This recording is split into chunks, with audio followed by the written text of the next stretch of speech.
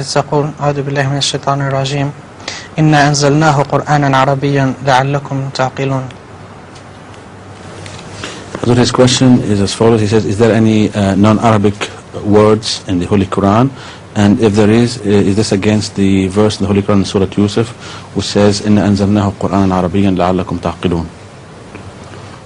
The word Arabian can be literally taken to be the language Arabic, and also it can be taken to be a language which is Fusha, which is full of all